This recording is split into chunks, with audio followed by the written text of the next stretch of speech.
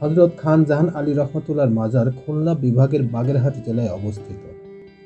বাগেরহাট জেলায় যে কয়জন বিশিষ্ট ব্যক্তিদের মাধ্যমে বাংলাদেশে সুপরিচিতি লাভ করেছেন, হযরত খান জাহান আলী রহমতুল্লাহ তাদের মধ্যে অন্যতম।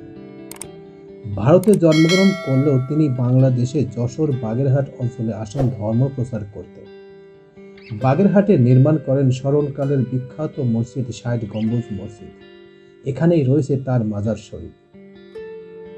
খানজিনী দিঘির উত্তর পারে এক উঁচু ভূমিতে তার সমাধিসৌধ নির্মিত। সমাধিসৌধটি বর্গাকৃতির, আয়তনে ৪২ ফুট এবং প্রস্থ ২৫ ফুট।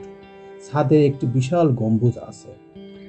সমাধিসৌধের ভিতরে একটি প্রস্তর নির্মিত বেদিতে হযরত খান জাহান রহমাতুল্লাহর মাজার অবস্থিত। দরগা বা সমাধিসৌধের স্থাপত্য শিল্প অনেকটা ৬০ গম্বুজের ন্যায়। আজকে জানব এই সাধকের মাজার সম্বন্ধে পরিচিত এবং খান জাহান আলী রহমাতুল্লাহর সংক্ষিপ্ত ইতিহাস আপনাদের সামনে তুলে ধরব। কোথাও যাবেন না, পুরো ভিডিওটি দেখেন, এখান থেকে অনেক কিছু জানতে পারবেন এবং বুঝতে পারবেন।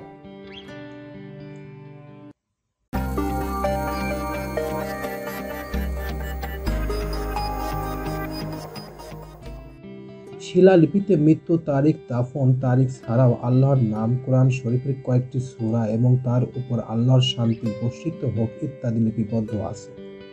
প্রতিদিন দেশ বিদেশের বিভিন্ন স্থান থেকে জাতি ধর্ম নির্বিশেষে হাজার হাজার ভক্ত তার রুহানি দোয়া লাভের আশায় মাজার জিয়ারত করতে আসেন।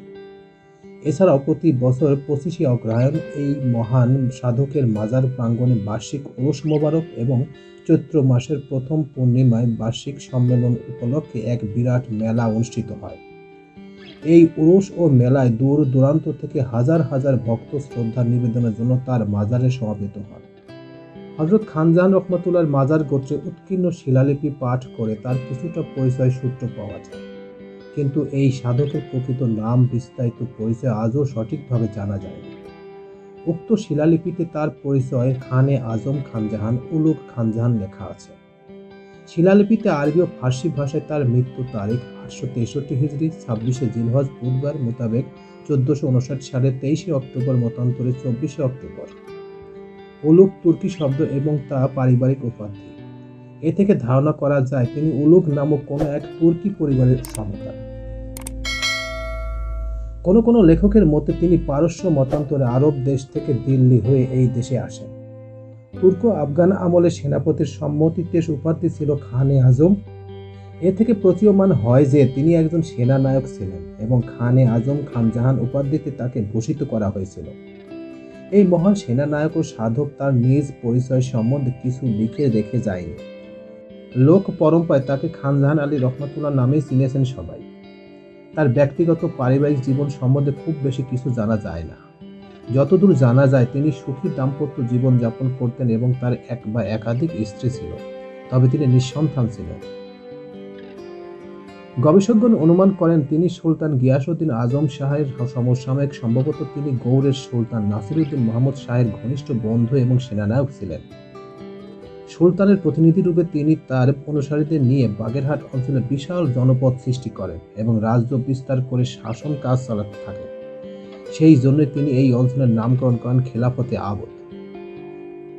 খান জাহান রহমাতুল্লাহ এবং এর মহাপুরুষ ছিলেন তার মহতী গুণাবলী দ্বারা বাগেরহাট সহ সমগ্র ভাটি অঞ্চলে উপকৃত ধন্য হয়েছে। কথিত আছে এই মহাপুরুষ মানব প্রেমে উদ্বুদ্ধ হয়ে যশোরের ১২ বাজার থেকে শুরু করে সমগ্র ভাটি অঞ্চল জুড়ে প্রায় ৩৬০টি মসজিদ নির্মাণ করেন এবং ৩৬০টি দিঘি খনন করেন। মুসলমানরা প্রথম আবদানকৃত অঞ্চলে অপসারণের জন্য মসজিদগুলো এবং নোনা পানির দেশ ভাটি অঞ্চলে পানীয় জলের দিঘিগুলো আপামর জনগণের কাছে খোদার আশীর্বাদ স্বরূপ হিসেবে মনে ভাবতেন। আরও কথিত আছে যে এই দেশে আগমনের সময় তিনি তার সাথে প্রায় ৩৬০ জন আউলিয়া এসেছিলেন। সম্ভবত তাদের সংখ্যার সাথে সামঞ্জস্য রেখে তিনি ৩৬০টি মসজিদ নির্মাণ এবং ৩৬০টি দিঘি খনন করেছিলেন। প্রথমে শাসক রূপে জীবন শুরু করলেও পরবর্তীতে ধর্ম, চিন্তা, জনসেবাই ছিল তার জীবনের মূল মন্ত্র। স্থানীয় জনসাধারণের কাছে তিনি ছিলেন এক অলৌকিক ক্ষমতাবান মহাপুরুষ।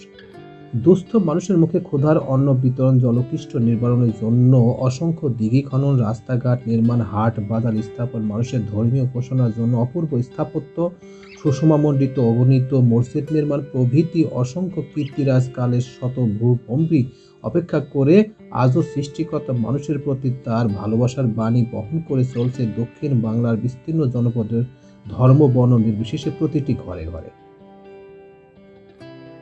কিভাবে আসবেন এই মাজারে? ঢাকা থেকে সরাসরি বাগেরহাট যাওয়া যায়। ঢাকার সায়দাবাদ থেকে প্রতিদিন সকাল 6টা থেকে 10টা পর্যন্ত এবং সন্ধ্যা 7টা থেকে রাত 10টা পর্যন্ত অনেকগুলো গাড়ি ছেড়ে যায়। এর মধ্যে আছে যেমন বনফুল, পর্যটক, ফাল্গুনী, আরা, বলেশ্বর, হামিম, দোলা। এছাড়া আরও গাবতলী থেকে যে বাসগুলি আসে সেগুলি হচ্ছে সোহাগ, সাকুরা, হানিফ, ঈগল পরিবহন। এদের ভাড়া নেবে সর্বনিম্ন 300 থেকে 400 টাকা। সময় লাগবে মাত্র 7 ঘন্টা। এছাড়া ঢাকা থেকে খুলনাগামী ট্রেনেও যেতে পারেন। অন্তনগর ট্রেন যেমন সুন্দরবন এক্সপ্রেস, চিত্রা এক্সপ্রেস খুলনা গিয়ে এরপর বাস ধরে বাগেরহাটে যেতে পারেন। রূপসা থেকে বাগেরহাটে যেতে প্রায় 40 মিনিট লাগে। বাগেরহাট শহর থেকে 3 কিলোমিটার দক্ষিণ পশ্চিম এবং খুলনা শহর থেকে 22 কিলোমিটার দক্ষিণ পূর্বে ঝানঝান আলীর সৌধ সমাধি এবং বাগেরহাট জেলার মহাসড়কের পাশে 300 গজ দূরে অবস্থান। বাস থেকে নেমে একটু পথ আপনাকে হেঁটে যেতে হবে। কোথায় থাকবেন? বাগেরহাটের সদরে বিভিন্ন হোটেল আছে। এছাড়া সরকারি গেস্ট হাউস আছে। সেখানে রেল রোডে অবস্থিত মমতাজ হোটেল থাকতে পারেন। এছাড়া হোটেলটির সুযোগ সুবিধা কম থাকলেও সেবার মান মোটামুটি ভালো এবং খরচও খুব কম। এবং এখানে সবচেয়ে মজাদার খাবার হচ্ছে চুই ঝালের গরুর মাংস। এত টেস্টি যা কল্পনাও করতে পারবেন না। এত মজার যা আপনি একবার খেলে আপনার মুখে লেগে থাকবে। এই সুস্বাদু গরুর গোশ এত টেস্ট লাগে যা আমি কল্পনাও করতে পারি। আমার লাইফে আমি প্রথম খেয়েছি। আপনারা এসে এখানে খেতে পারবেন। এটা খেতে হলে আপনাকে অবশ্যই বাগেরহাট বাস টার্মিনালের পাশে একটি হোটেল আছে, সেই হোটেলে পাবেন। সব হোটেলে এটা রান্না হয় না, কিছু কিছু হোটেলে রান্না হয়। তাছাড়া খুলনাতে প্রচুর রান্না হয়। খুলনা বাস মোড়ে এখানে রান্না হয়।